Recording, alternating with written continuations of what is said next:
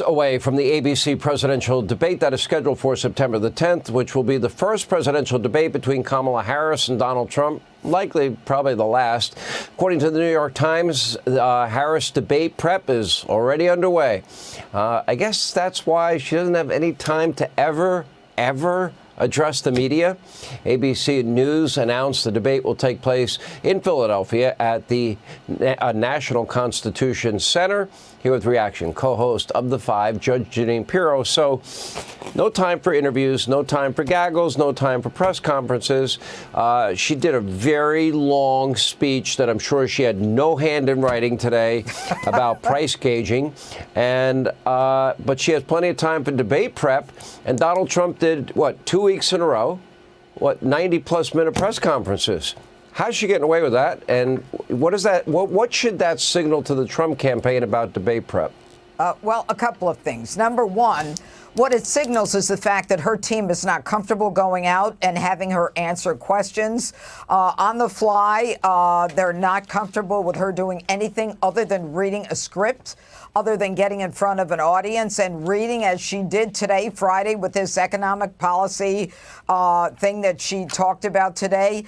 And also, you kind of have to wonder, I mean, what is she so afraid of? And what is her team so convinced of? Why are they convinced that the less people see of her, the more they'll like her? What does that tell you? Why? The woman is the president, the vice president of the United States, and she's not capable of answering questions. But what she does know is that the mainstream media is on her side. They're not going to give her a hard time. It's 27 days. She hasn't answered one question.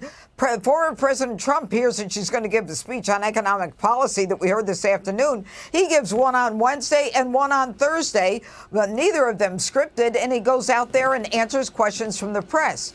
But I think what the Trump campaign has to be concerned about is the fact that she is taking debate prep very seriously. She's got Philip Rines, who apparently is dressing like a Donald Trump, and she is spending a lot of time in this debate prep.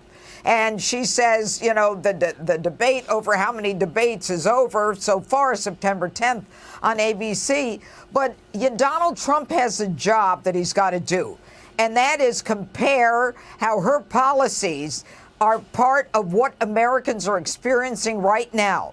Immigration, the problem that the American people are very unhappy with right now is because of Kamala Harris.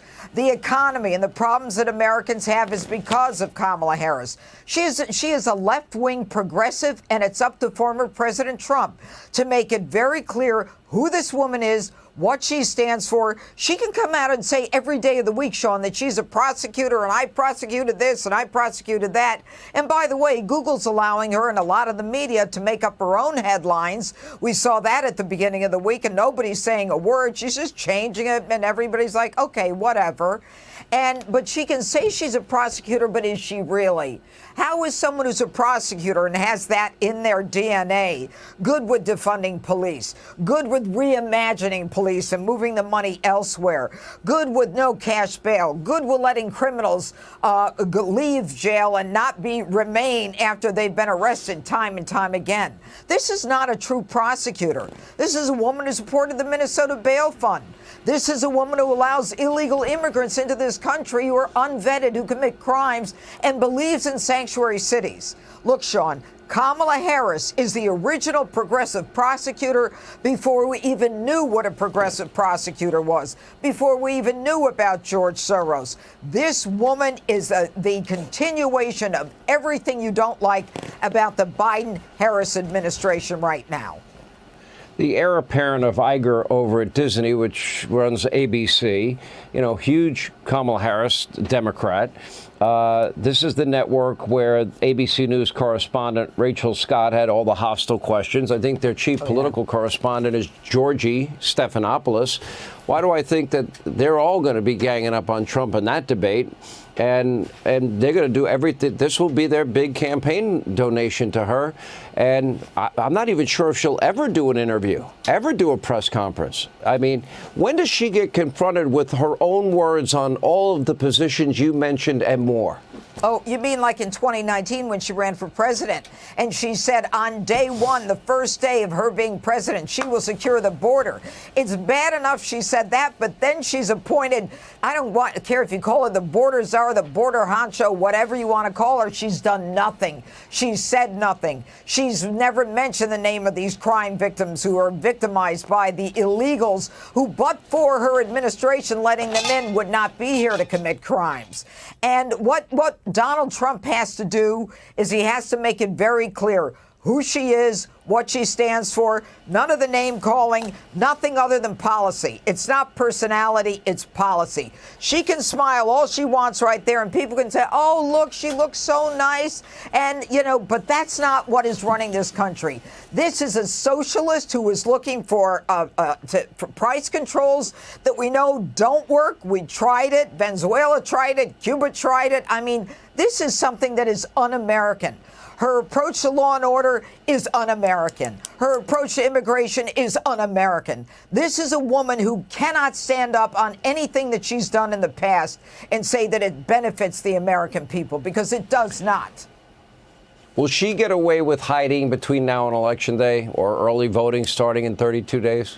Here's the answer to that, Sean. Come to grips with it, and come to grips with it right now. There's 81 days left. She will get away with it, because the legacy media is on her side. They're not gonna punish her for this at all, and just accept the fact that these cards have been dealt.